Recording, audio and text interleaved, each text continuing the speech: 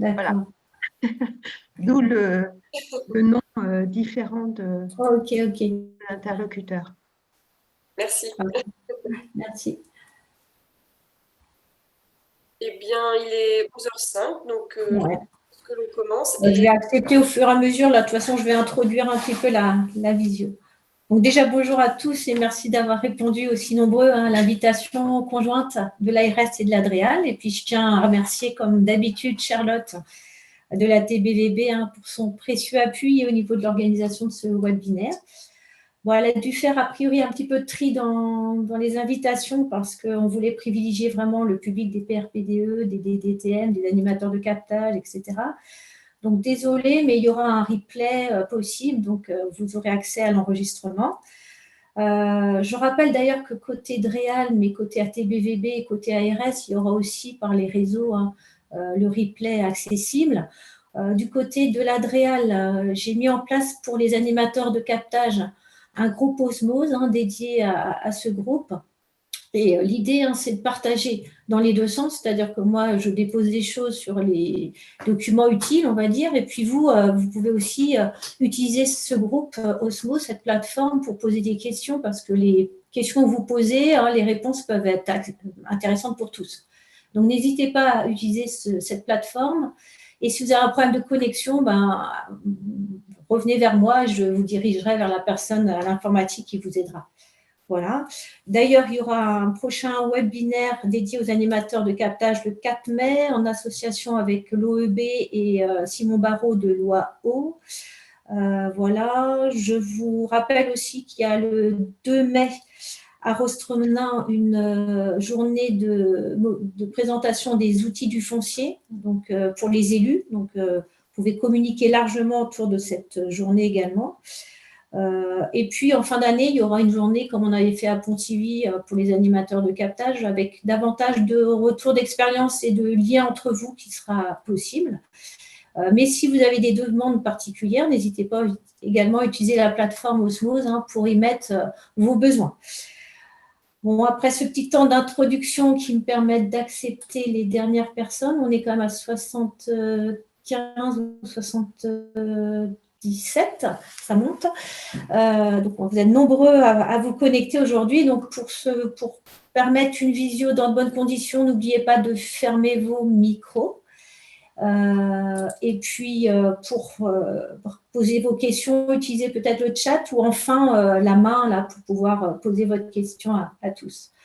Voilà, je vais essayer d'admettre les gens qui arrivent encore, mais il va falloir que je commence le partage d'écran. Voilà, vous l'avez sous les yeux. Donc, c'est une présentation des textes de la transposition de la directive EDCH, appelée couramment la directive eau potable.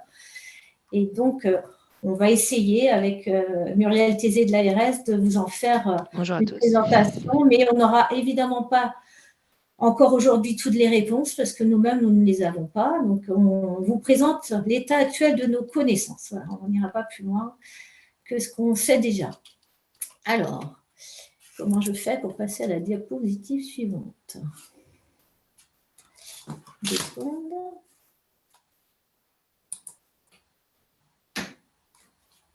Voilà.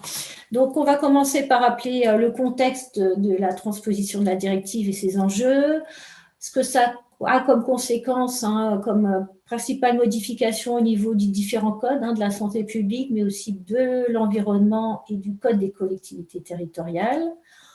On vous présentera les PGSSE, donc les plans de gestion et de sécurité sanitaire des eaux et les futures échéances réglementaires. Pour ma part, je présenterai le volet du PGSSE en amont du captage et Muriel Tézé de l'ARS présentera le volet PGSSE du secteur de la production à la distribution. Et puis, on fera une petite conclusion sur cette présentation. Donc, elle ne devrait pas prendre plus d'un quart d'heure, 20 minutes pour laisser le temps aux questions. Voilà, je continue.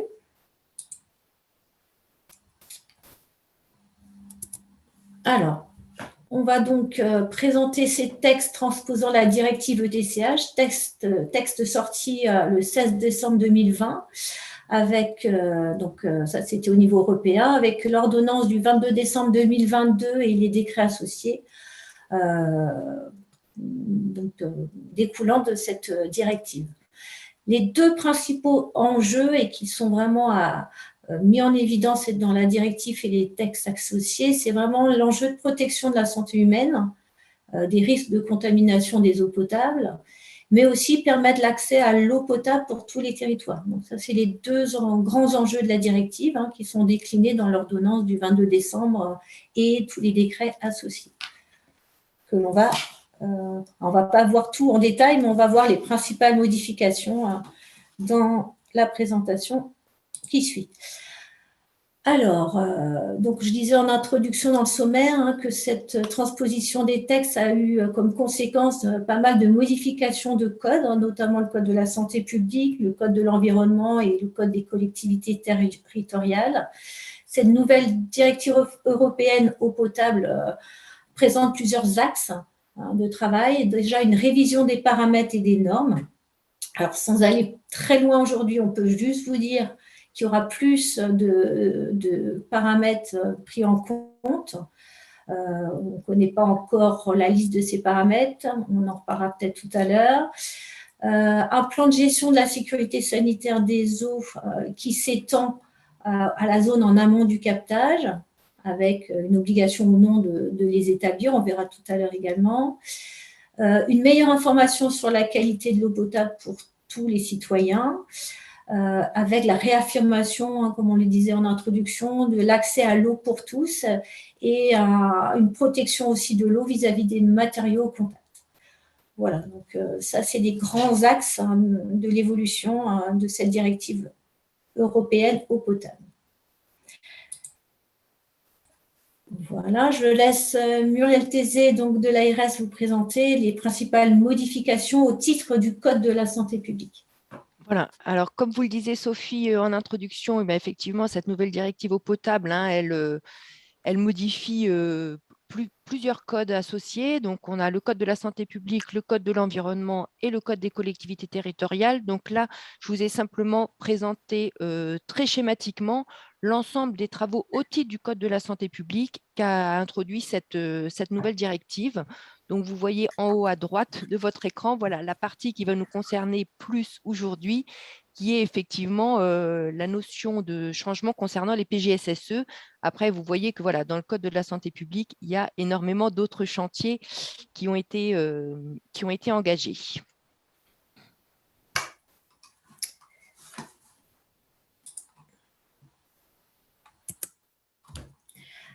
Alors, plus particulièrement concernant effectivement le Code de la santé publique et notre présentation du jour, donc ce qui concerne les ressources et les PGSSE. Donc, vous avez des parties législatives et réglementaires. Donc, dans la partie législative, on notera potentiellement, effectivement, pour toutes les notions de captage sensible, la suppression possible des périmètres de protection éloignés. Et dans le cadre effectivement de la délimitation d'une aire d'alimentation de captage, et lorsque le captage n'est pas déclaré sensible, la possibilité est maintenue pour les nouveaux captages, pour les nouveaux périmètres qui seront créés, de définir un périmètre de protection éloigné. Vous avez également dans le 1321-4 un nouveau point 7 qui là effectivement précise l'obligation d'élaboration des PGSSE. Et enfin, dans la partie réglementaire, vous avez l'article 1321-22-1 qui, lui, est consacré effectivement au PGSSE, qui rappelle l'obligation des PGSSE, impose la mise en place de concertation quand il y a effectivement plusieurs parties prenantes entre le pompage, la production et la distribution, donne des définitions de la zone de captage et voilà, renvoie également à un arrêté d'application sur la définition du captage sensible, dont on va vous parler plus particulièrement voilà, tout à l'heure. Et voilà, et la notion effectivement aussi, oui, j'avais oublié la dernière ligne de rapportage de ces informations à la Commission européenne. Alors, au titre de la modification du Code des collectivités territoriales, de la même façon, hein, plusieurs modifications. Alors, une prise de compétence qu'on appelle gestion et préservation de la ressource, qui va être obligatoire à prendre par les collectivités hein, pour tout ce qui est captage sensible, mais qui sera facultative pour ceux qui ne seront pas jugés sensibles. Donc, ça, c'est un changement. Si prise de compétence, l'élaboration d'un plan d'action devra se faire sur tout ou partie de l'aire d'alimentation de captage. Alors, ce qu'on appelle plan d'action, hein, ça va être le volet du plan de gestion qui sera relatif à la maîtrise des risques de pollution sur l'amont du captage, hein, sur la zone de captage, avec une obligation de transmettre ce plan d'action au préfet, avec la délimitation de l'AAC. Alors, il y aura plus tard un délai fixé par décret entre le moment où on délimite l'AAC, au moment où il va être jugé sensible et le moment où il faudra renvoyer cette délimitation de l'AAC. Il y aura obligation d'évaluer ce plan d'action et voir la suite qu'on peut y donner pour faire des corrections. Lorsque le plan d'action concerne un captage sensible, on aura la possibilité de rendre obligatoire certaines mesures hein, par arrêté du préfet. Dans ce cas-là, on ne parlera plus de plan d'action, mais réellement de programme d'action. Donc, ceux qui connaissent un peu la démarche captage prioritaire, on se retrouve dans quelque chose de similaire. Voilà. Donc, ça, c'est au titre du Code des collectivités territoriales. Au titre du Code de l'environnement, c'est ce que je viens de dire à l'instant, il y aura un encadrement possible par des programmes d'action hein, type dispositif que vous connaissez peut-être hein, de ZSCE, de zones soumises à contraintes environnementales, mais ce dispositif sera possible que pour les captages sensibles. La délimitation donc, des AAC captages sensibles par le préfet sur la proposition des collectivités. Et ce que disait Muriel Thésée tout à l'heure, on pourra supprimer le périmètre de protection éloigné si et seulement si hein, la délimitation de l'aire d'alimentation de captage est faite pour ces captages dits sensibles. C'est-à-dire que l'AAC intégrera le périmètre de protection éloigné. Alors, qu'est-ce qu'on appelle un captage sensible? C'est défini dans le Code de l'environnement et je lis avec vous hein, cette définition d'un captage sensible. Lorsque les résultats d'analyse de la qualité de l'eau issus directement d'un point de prélèvement utilisé pour la production d'eau destinée à la consommation humaine font apparaître, pour les paramètres définis par arrêté des ministres chargés de l'environnement et de la santé, des niveaux excédant des seuils fixés par ce même arrêté, compte tenu des exigences mentionnées au deuxième alinéa du grand 1 de l'article L. 1321-1 du Code de la santé publique, le point de prélèvement est regardé comme sensible.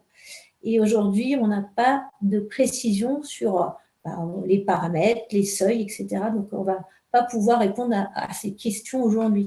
On est en lien avec les ministères là-dessus, mais ça avance tout doucement. Je poursuis. Et c'est à toi, Muriel. Tu reprends le micro? Oui. Alors, voilà, quelques grands principes, effectivement, sur les PGSSE.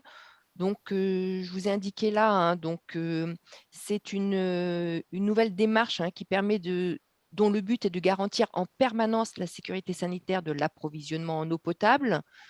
Donc, l'idée aussi, c'est de passer d'une culture un petit peu de la réaction à quelque chose de plus anticipé, c'est-à-dire qu'on va essayer de réfléchir de manière la plus exhaustive possible à tous les risques et qui pourraient perturber la qualité sanitaire de l'eau potable distribuée aux consommateurs, mais anticiper jusqu'à effectivement la préservation de la ressource pour du moindre traitement.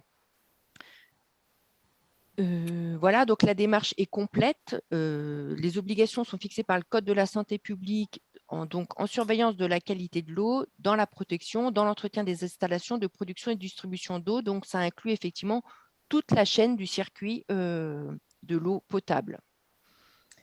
La démarche est progressive, donc c'est une amélioration en continu, une identification des dangers. Donc, on reprend un petit peu hein, les démarches, enfin même complètement des démarches HACCP, hein, Donc, évaluation des risques sanitaires réels ou potentiels, la hiérarchisation des actions donc pour prévenir, éliminer, réduire les risques. Donc, tout ça, c'est des histoires de cotation, de fréquence d'apparition du risque. Et ensuite, effectivement, suivre la mise en place de ces actions et de ces effets, faire des retours d'expérience pour améliorer les actions mises en œuvre et les réadapter si nécessaire. Donc, une évolution permanente et continue.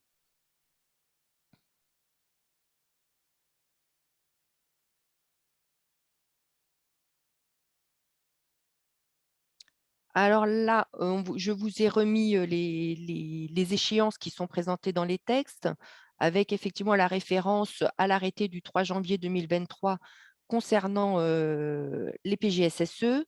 Donc, il y a 2 grandes dates à retenir, les PGSSE autour de la zone de captage, avec une date effectivement d'élaboration au 12 juillet 2027. Et pour ce qui concerne les secteurs de production et distribution, au 12 janvier 2029. Je vous ai rajouté une date qui apparaît à l'article 10 de cet arrêté, une date qui est du 1er avril 2027, qui concerne à la fois les zones de captage et les zones de production, qu'il conviendra effectivement de préciser puisqu'il est noté que des informations sur l'élaboration ou la révision des PGSSE, tiens d'ailleurs il y a une erreur là, des PGSSE doivent effectivement parvenir aux ARS via Aquasis, c'est bien précis, la modalité sont bien précisées aussi, donc elles concernent des spécificités particulières concernant les captages ou effectivement je pense notamment des résultats d'autosurveillance de production et de distribution et de surveillance mise en place dans le cadre des PGSSE. Mais comme ces dates-là arrivent en amont de la réalisation des dates, voilà, il convient encore d'avoir des précisions sur ce que ça doit contenir exactement. Mais comme elles apparaissent dans les textes, voilà, que tout le monde ait bien voilà, compris qu'il y a voilà, une échéance à avril 2027 qui anticipe les échéances de réalisation réelle des PGSSE, mais qu'il conviendra encore de préciser. Je vous ai également noté l'exception à l'obligation de réalisation des PGSSE, qui est effectivement une alimentation de moyenne inférieure à 10 mètres cubes jour ou la délivrance d'une eau destinée à la consommation humaine inférieure à 50 personnes. Il n'y a pas d'obligation de réaliser des PGSSE, c'est même une exception. Par contre, il y a une exemption possible qui est soumis à avis du directeur général de l'ARS lorsque la production annuelle moyenne est inférieure à 100 mètres cubes jour ou qu'elle alimente une population inférieure à 500 habitants. Et par contre, que les captages permettant cette production sont conformes aux exigences de qualité et qu'ils sont sans risque de dégradation.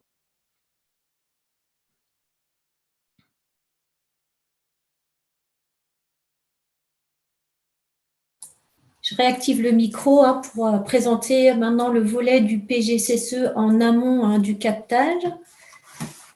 Alors, sous forme d'un schéma que j'ai déjà eu l'occasion de présenter pour ceux qui étaient à la journée à Rostrenin.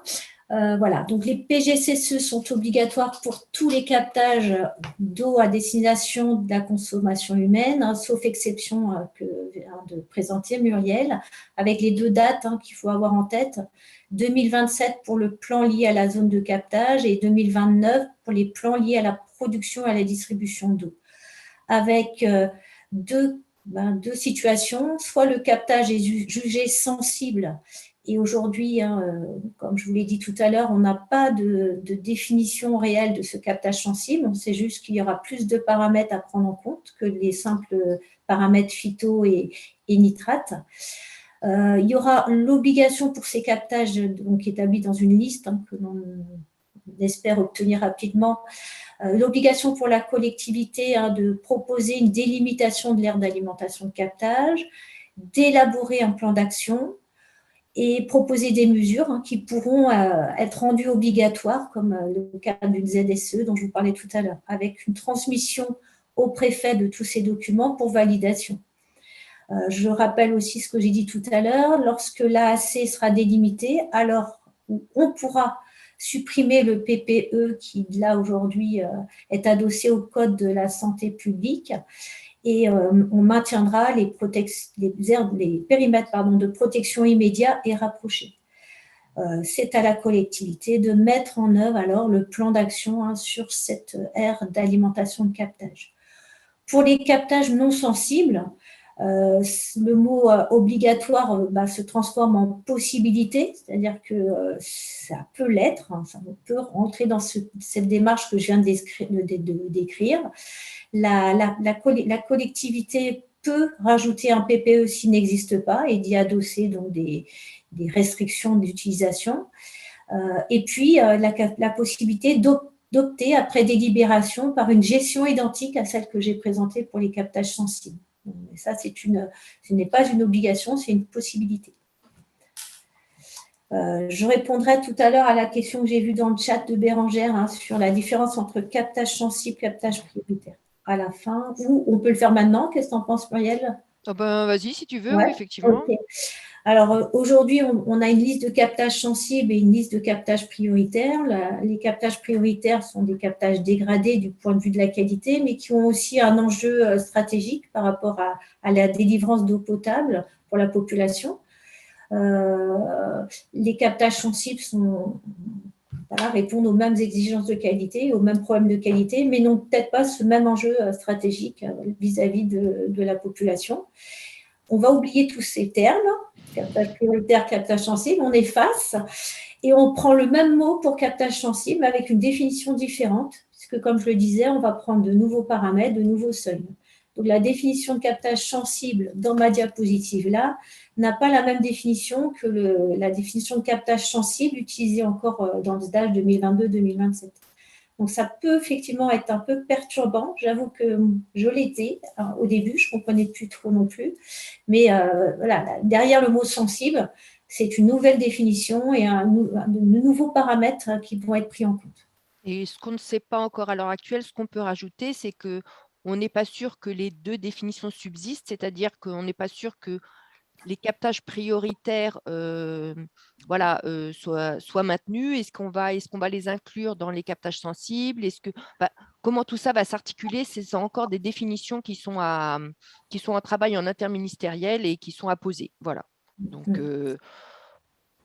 pour l'instant, voilà, tout est encore un petit peu flou, on va dire. Exactement. Ça se précise, mais c'est pour ça qu'on vous disait en introduction qu'on n'a vraiment pas toutes les réponses potentielles à vos questions. Pour répondre à la question d'Estelle Castel, tant qu'on est sur cette diapo, faut-il réviser le PPC pour y ajouter un périmètre de protection éloigné? Le PPE qu'on rajoute au périmètre de protection au titre du Code de la santé publique nécessitera une révision de l'arrêté, j'imagine, Muriel? DUP? Ouais. Pour l'instant, je pense que voilà, il n'y a pas nécessité de se précipiter et il faut attendre effectivement les instructions de part et d'autre de l'ensemble des ministères une fois que tout ça sera calé pour voir effectivement, fonction des enjeux, vers quoi on s'oriente. Mais effectivement, je pense qu'à l'heure actuelle, il n'est pas nécessaire de se précipiter et d'essayer d'anticiper certaines décisions. Alors, qui décide si un captage est sensible ou non? Alors, clairement, ce n'est pas nous. Mais, ça dépendra de l'ensemble des paramètres qui seront fixés, choisis, et effectivement des résultats du contrôle sanitaire et de l'ensemble des surveillances de la qualité de l'eau. On n'est pas, pour ma part à l'Adréal, je ne suis pas sollicitée pour donner mon avis. Donc voilà, on attend comme vous un peu quels paramètres vont être utilisés, quels seuils, etc. Donc pour l'instant, on ne peut pas trop répondre à cette question. Qui décide? Ce n'est pas nous, c'est plus haut. Et en fonction de données de qualité de l'eau. Et le document sur lequel ce sera défini n'est pas encore arrêté non plus. Voilà. Donc, pour l'instant, c'est vrai qu'on est un peu flou sur cette question, mais parce qu'on n'a pas les réponses, quoi. On ne les a pas. On continue, je te laisse la main. Alors, concernant effectivement les PGSSE sur le volet production et distribution, donc je vous ai listé là les paramètres qui rentraient en jeu. Donc, l'évaluation détaillée logique de la chaîne de production et de distribution, le recensement des dangers, la cotation, la gravité, la probabilité de survenue, la cotation des risques associés à chaque danger, voilà, en différenciant la chaîne de production et la chaîne de distribution. Et ce qu'il faut aussi inclure ici, c'est que tout le volet production et distribution tiendra compte effectivement de tout ce qui aura été fait sur le volet captage. Voilà. Donc, ça inclura effectivement toute cette évaluation-là devra tenir compte du premier PGSSE sur le volet ressources. Ensuite, il y a une sélection pour les paramètres à prendre en compte qui est laissé au choix de la PRPDE en fonction du contexte local, avec des références qui sont liées au Code de la santé publique ou au Code de l'environnement et l'ensemble des paramètres locaux qui peuvent être surveillés et qui peuvent poser problème et qui sont mis à la connaissance de la PRPDE. Donc, vous voyez qu'il y a un certain nombre, voilà, il y a beaucoup de paramètres qui peuvent rentrer en jeu, qui sont effectivement laissés au libre choix et qui sont aussi bien du Code de la santé publique que du Code de l'environnement, d'où l'intérêt effectivement d'une parole à deux aujourd'hui, parce que vous voyez que les deux réglementations se complètent. Alors, oui, si on reste sur cette diapo-là, c'est simplement juste pour préciser, vous voyez effectivement que dans le Code de la santé publique, vous avez les textes dont on a l'habitude, qui sont les limites et les références de qualité de surveillance des eaux, mais vous voyez que apparaissent effectivement également les paramètres de vigilance qui sont nouvellement introduits dans le Code de la santé publique et qui sont de nouveaux paramètres de surveillance et qui ne correspondent pas aux limites de qualité d'eau qui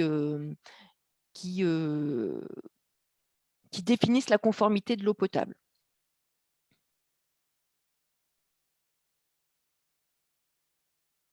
C'est bon pour cette diapo, donc C'est on bon passe pour à la moi. suivante. Il n'en reste plus qu'une. Alors, j'en ai pas passé une, non? Je reviens en arrière. Non, c'est bon.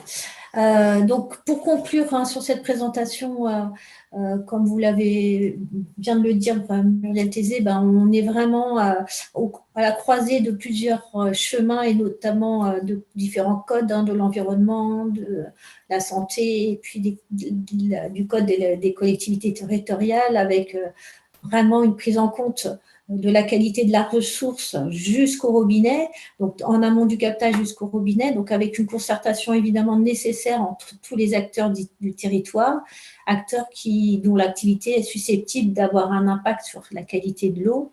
Donc tout est fait en fait pour réduire le risque de dégradation de la qualité, plutôt que d'avoir à prendre des mesures comment on va dire, pour soigner, je cherche le mot qui va bien, curative, voilà, on va miser sur toutes les mesures préventives, donc éviter, réduire à tous les niveaux les risques, en tenant évidemment compte de la faisabilité technique et du coût des mesures. Limiter la production de l'eau captée, réduire les traitements nécessaires à la production d'eau à destination de la consommation humaine, c'est vraiment cette culture de gestion du risque qui est mise en avant par ces textes de la transposition de la directive eau potable. Voilà, ça va être le temps des questions. On a peut-être mis un petit peu plus de temps que prévu, 20 minutes au lieu de 15 minutes, mais voilà, c'est aussi le temps pour vous de peut-être poser des questions si on n'a pas été clair ou s'il manque des infos. Alors, je reprends Charles Davine. Le PGSSE dans son ensemble fera-t-il aussi l'objet d'une décision validation par les services de l'État? Il n'y a pas de validation annoncée des services de l'État en tant que tel. Par contre, effectivement, il y a des éléments détaillés qui devront être introduits. Et après, je dirais que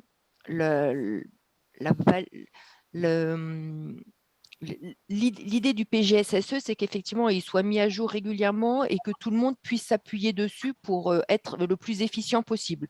Par contre, il n'y aura pas de validation en propre par les services de l'État.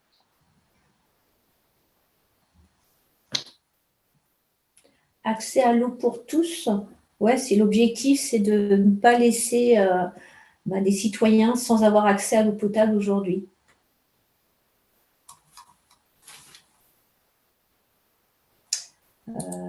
N'hésitez pas à poser vos questions oralement maintenant en désactivant votre Quelle micro. place pour vos administrations dans la démarche d'une collectivité qui a lancé son PGSSE? Ça, je dirais que, je vais parler au titre de l'ARS. Le projet est en construction là aujourd'hui. Après, ce sera une concertation aussi entre la PRPDE et effectivement les départements et les collègues avec qui vous avez l'habitude de travailler. Voilà, il faut que chacun trouve sa place. Je pense qu'il y a des collectivités qui seront potentiellement plus demandeuses que d'autres. De toute façon, il est prévu qu'on vous accompagne, qu'on essaye de suivre. Maintenant, on est en train de poser cette façon de faire au niveau de l'ARS. Après, ça se construira aussi au fur et à mesure et en fonction de vos demandes et de vos attentes. Je posais la question parce que nous, on vient au du bassin rennais de lancer notre premier PGSSE sur un secteur réduit pour tester. Et donc, je ne sais pas comment on doit vous associer. Vous êtes au courant? On vous a Pour l'instant, la informé DD, lors des démarches, si je ne m'abuse, qui ont commencé en 2021, je sais que vous aviez pris la tâche de la direction départementale d'Ille-et-Vilaine et puis moi, j'avais participé aussi à une présentation des PGSSE. Après, voilà, c'est aussi la façon dont vous souhaitez qu'on soit partie prenante, qu'on travaille en amont avec vous, qu'on vous accompagne, qu'on soit facilitateur. Il n'y a pas de modèle type. Voilà, c'est à tout un chacun, je dirais, fonction aussi des disponibilités des uns et des autres et de l'ampleur de la tâche, d'essayer de trouver la meilleure façon de fonctionner. C'est sûr que si tout le monde démarre en même temps, on ne pourra pas accompagner tout le monde. Par contre, effectivement, être facilitateur, vous permettre de vous engager dans la démarche, c'est quelque chose qui est travaillé au niveau de la région actuellement et qui est en train de se poser vraiment, jusqu'où on va poser les limites et tout. Après, ça n'empêche pas qu'en département, voilà, vous soyez déjà dans la sollicitation, que vous contactiez les équipes et voir comment elles peuvent effectivement travailler avec vous. Je rebondis sur ce que tu as dit, Muriel. S'il y en a dans les connectés des gens qui sont animateurs de captage prioritaire, ils voient un petit peu comment peut se faire le lien avec les services départementaux. Donc, on reste dans dans cet accompagnement, quoi, avec la prise de compétences de la PRPDE pour animer effectivement tout ce qui est en amont de la zone de captage. Alors, dans le cas des associations privées, je pense que c'est plus sympa, effectivement, si vous pouvez prendre la main pour poser des questions. Alain Paul. Oui, bonjour. Je sais pas si bonjour. Oui, on vous entend. Voilà, nous, dans les zones rurales dans lesquelles on dessert de l'eau, on a encore des associations privées qui distribuent de l'eau à pas mal d'abonnés ou d'habitants. On n'a pas de lien direct avec cette distribution. Et je sais que l'ARS les a souvent, interpellés sur la qualité de l'eau qu'ils produisent et qu'ils distribuent. Voilà, nous, collectivité, quel va être notre rôle et quelle action va être menée auprès de ces associations privées. Dans le cadre des PGSSE, faut voir effectivement s'ils sont dans les exemptions ou pas par rapport, dans l'exception effectivement avec les 50 habitants au titre des PGSSE. Après, je ne sais pas si votre interrogation était plutôt par rapport à l'accès à l'eau pour tous ou… Oui, l'accès à l'eau pour tous, c'est ça, parce que si… Alors, l'accès à l'eau pour tous, ça prend en compte quand même tout le volet possibilités techniques et économiques. C'est-à-dire que voilà, ce n'est pas juste un principe qui est avancé que tout le monde doit pouvoir bénéficier de l'eau disponible sur le réseau. Il y a aussi tout un volet technique de faisabilité et économique par rapport effectivement aux coûts financiers que ça pourrait engendrer. Donc, après, voilà, je n'ai pas plus de précision à ce titre-là, mais sachez que voilà, ce n'est pas juste un principe posé, il y a effectivement quand même des considérants à prendre en compte. D'accord, merci. Je rebondis sur la question, la dernière du chat. Moi, ce que je lis dans les textes de l'ordonnance à l'article 2, c'est que lorsque la contribution à la gestion et à la préservation de la ressource en eau est mise en œuvre dans un cadre mutualisé entre personnes publiques, elle fait l'objet d'une convention qui précise là où les personnes en charge du pilotage du plan d'action ainsi que les modalités de son suivi. Donc, c'est un peu la conclusion qu'on a mis quand il y a plusieurs personnes à tous les maillons de la chaîne qui contribuent à la fabrication d'une eau potable. Et ben, il y a une concertation nécessaire entre tous les acteurs, mais il y a quand même un pilote un petit peu dans l'avion, c'est-à-dire quelqu'un qui sera peut-être chargé du pilotage du plan d'action et des modalités de suivi, mais tout le monde doit contribuer à l'élaboration du PGCSE. Tout à fait, effectivement, hein, dans la réglementation, c'est bien stipulé qu'au niveau de la production, quand le PGSSE, enfin au niveau de la zone de pompage, quand le PGSSE sera produit, si effectivement les distributeurs d'eau sont différents, toute cette démarche qui aura été construite en amont sera à fournir effectivement à la personne responsable de la production pour tenir compte de ce quota de risques et de dangers pour pouvoir l'inclure dans le PGSSE de la continuité de la ligne d'alimentation en eau potable. Comment ça se passe quand on a des communes qui sont alimentées par des achats d'eau extérieurs? Ben, disons qu'il faudra il faudra essayer il faudra prendre en compte dans le PGSSE à minima la grille d'évaluation des risques qui aura été élaborée par les fournisseurs d'eau en amont.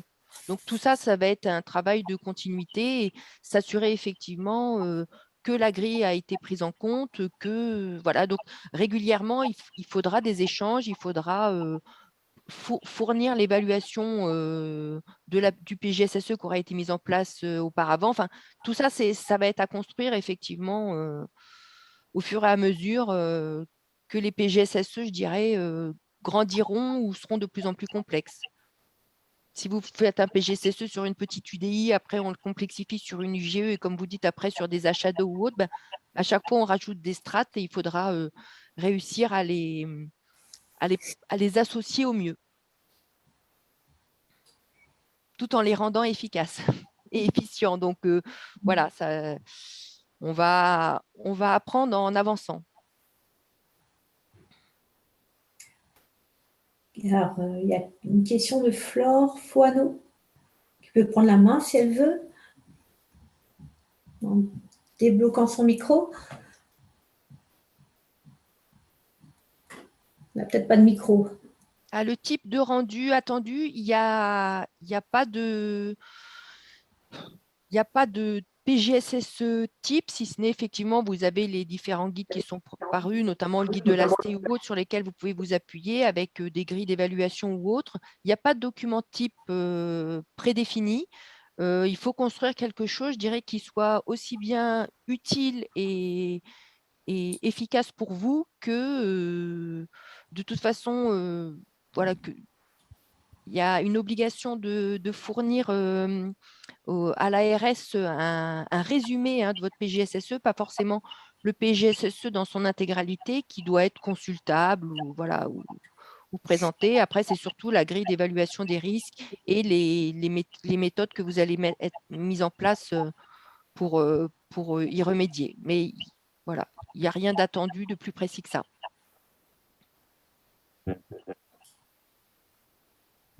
Bonjour, moi j'avais une question. Est-ce qu'il y a une mise à disposition du public de prévu? Enfin, quel est l'accès au public de ce document? Oui, il y a deux notions justement parce que dans tout ce qui est zone de captage, tous les documents précis afférents à l'information sur le captage sont à fournir à l'ARS, mais pas dans le résumé type qui, lui, doit être mis à la disposition du public. Donc, effectivement, il y a différentes notions de documents. Vous avez le PGSSE complet, les informations concernant les zones de captage qui sont transmises aux institutions ARS, DREAL ou autres, qui sont voilà, des informations qui doivent rester confidentiels au niveau des ministères. Et après, vous avez un document synthétique, un résumé qui doit être consultable par le public.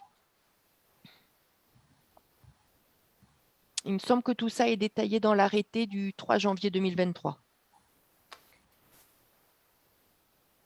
Oui.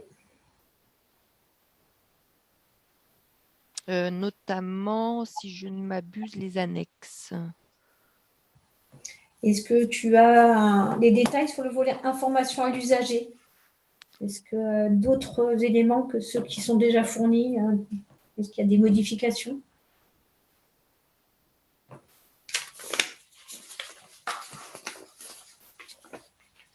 Je vous avoue que je ne connais pas encore par cœur l'ensemble des nouveaux textes qui sont sortis.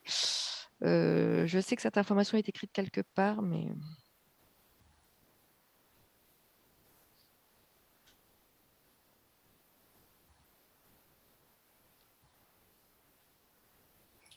Oui, dans les annexes. Article 9. Ouais, oui. Un résumé de ce plan de gestion, donc PGSSE, est transmis à la… Ah non, ça c'est voilà, c'est quand le plan de gestion sur le captage est fait. Non, bah écoutez… Un résumé est déposé et tenu à disposition du public en ligne et à la mairie de chacune des communes couvertes par le PGSSE. Un avis de ce dépôt est donné par affichage. Et donc, c'est pour ça qu'il est précisé ailleurs que certaines informations ne sont destinées qu'aux ARS et qu'il ne faut pas qu'ils apparaissent dans le résumé.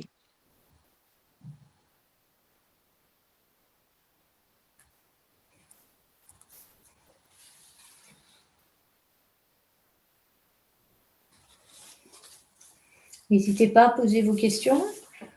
Il reste une petite dizaine de minutes. On avait dit 1 heure. Ah, oui, le volet information, je pense que ça concernait l'ensemble de la réglementation de la nouvelle directive, c'est-à-dire une des premières diapos que tu as présentées, et non pas forcément juste les PGSSE. C'est bien ça, si vous pouvez prendre la main. SEA.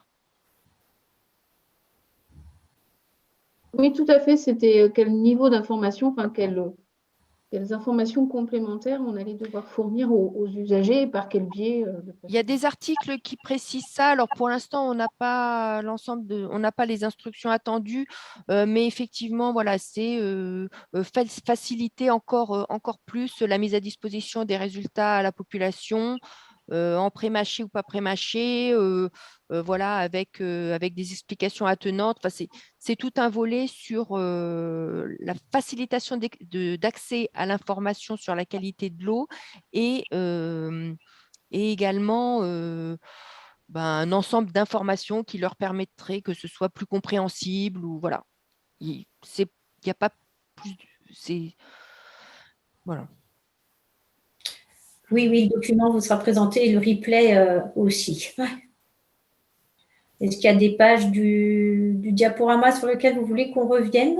Moi, j'avais une autre question par rapport à la décision du préfet du département. Là, du coup, c'est un arrêté préfectoral qui est pris sur la délimitation de l'AAC et également sur le plan d'action, ou ça concerne que l'AAC? L'AAC, pas le plan d'action.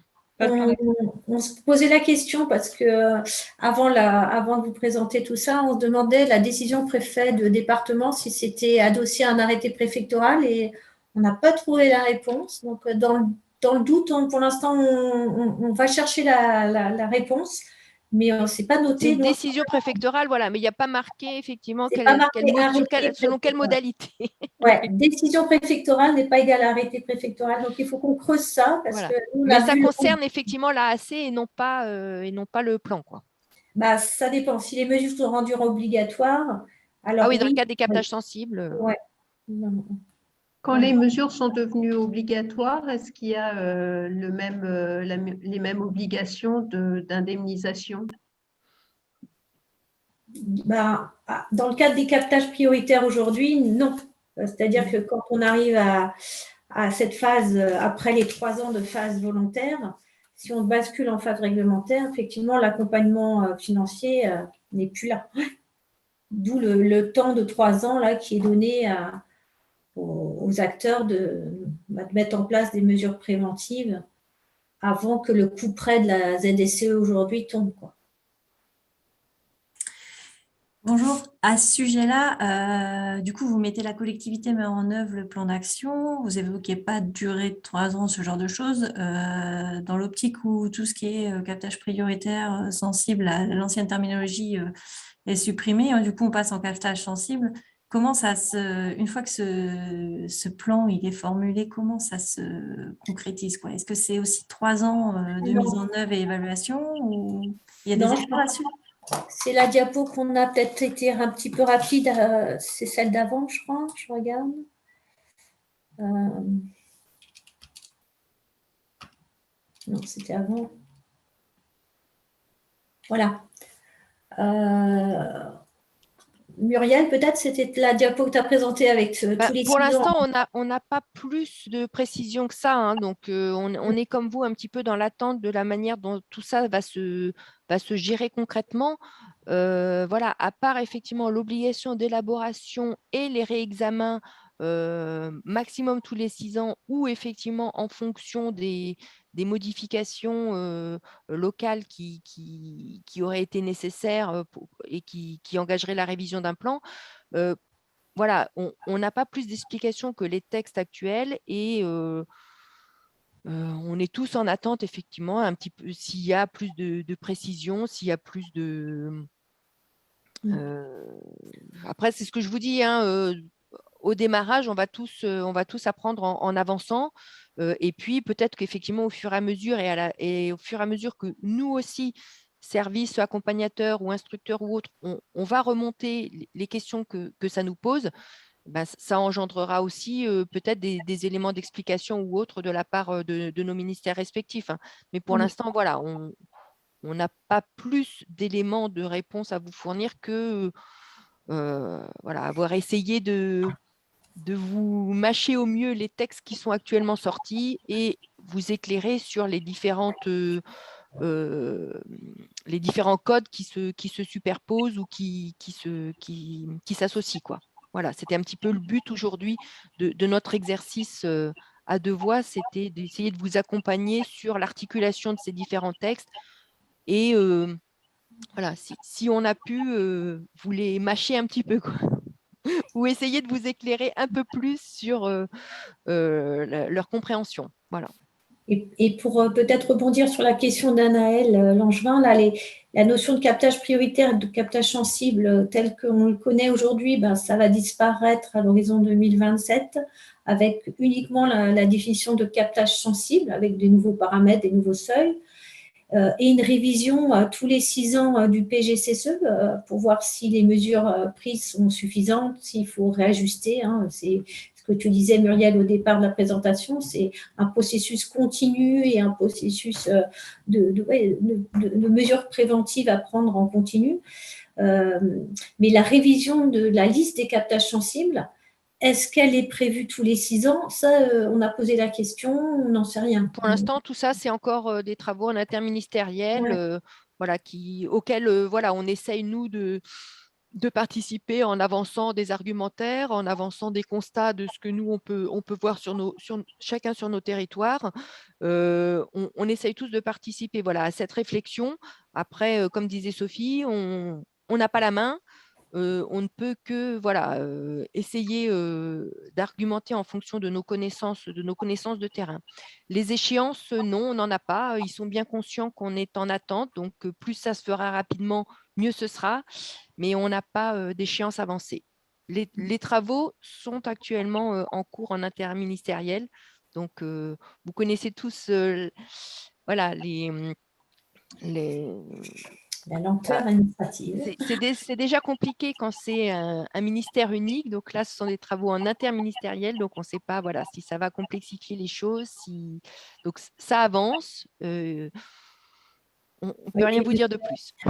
Vous imaginez bien qu'il y a une liste de paramètres qui fait consensus au niveau national, mais il y a aussi des situations locales bien particulières. Donc, la prise en compte de tout ça rend la chose complexe. La liste des captages sensibles, quel titre, sur quels paramètres et tout ça. Et à quelle fréquence de révision pour que ce Fréquence de soit révision. voilà, parlant pour tous, pour qu'on ait suffisamment de temps pour mettre des actions stratégiques en place et ne pas que ce soit révisé tout le temps. Après, comment on les maintient, comment on les enlève des listes. Enfin voilà, tout ça, ce sont des réflexions qui sont en cours actuellement et qui sont aussi remontées par l'ensemble des services, aussi bien côté DREAL, DRAF que ARS. Donc, il faut dire que nos réflexions, vos questions alimentent aussi les travaux en interministériel pour que ce qui sort soit le plus précis possible et réponde à l'ensemble de nos questions et nous satisfasse au mieux. Et pour répondre à la question dans le chat de Julie Bertillon, Morlaix Communauté, là, est-ce que la stratégie régionale captage prioritaire sera-t-elle réécrite au vu de ces nouveautés ? Moi, ce que je comprends, c'est que ces captages prioritaires qui sont inscrits dans cette liste depuis des années, à l'horizon 2027, quand on va passer sur ces PGSSE là, et cette nouvelle prise en compte de l'amont du captage, on considère en fait que les 56 captages prioritaires bretons auront eu suffisamment de temps pour faire avancer la protection de l'eau.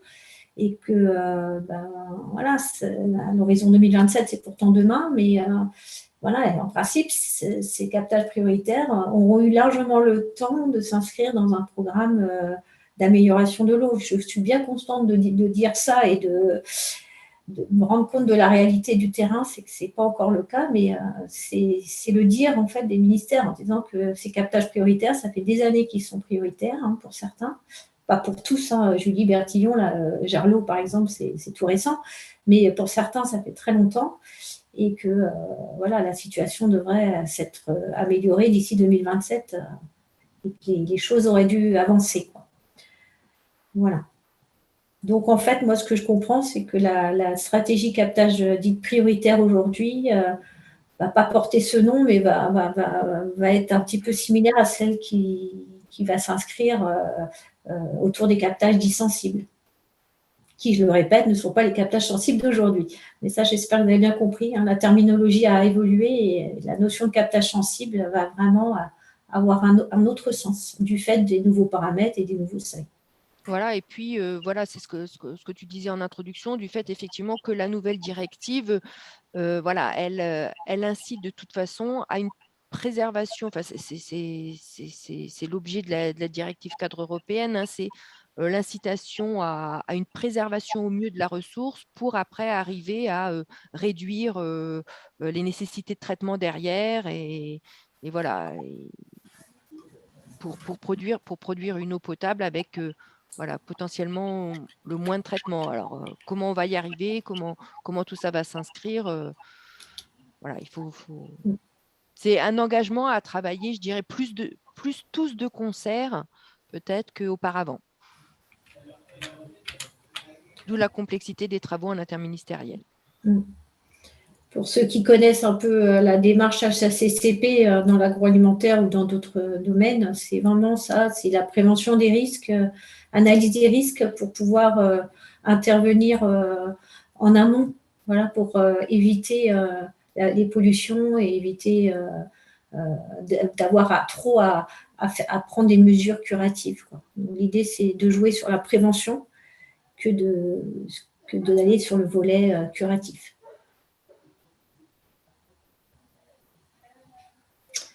Il va être midi. S'il n'y a pas d'autres questions, on va pouvoir s'arrêter là en précisant effectivement que notre présentation a peut-être été rapide. Donc, si vous avez envie de la reconsulter tranquillement, elle sera en ligne à la fois sur le site de la TPVB, moi sur le groupe Osmose, Muriel sur tes réseaux. Oui, sur le site, voilà, sur les réseaux de l'ARS et chaîne YouTube. Oui. Sur le site internet de l'Adréal aussi. Donc, sur pas mal de réseaux, on va pouvoir communiquer. Tu confirmes, Charlotte ? Ouais. Oui. Voilà. Dès que j'ai récupéré l'enregistrement et fait le montage, je le transmets. En te remerciant encore de nous faciliter c'est l'organisation de ces temps d'échange. Et il y en aura forcément d'autres. Je t'embêterai encore. Voilà. Eh ben, Après, on a merci bien à conscience tous. qu'on n'a sûrement pas aujourd'hui répondu à toutes vos questions, mais bon, vous l'aurez bien compris, on n'a pas toutes les réponses non plus. Donc voilà.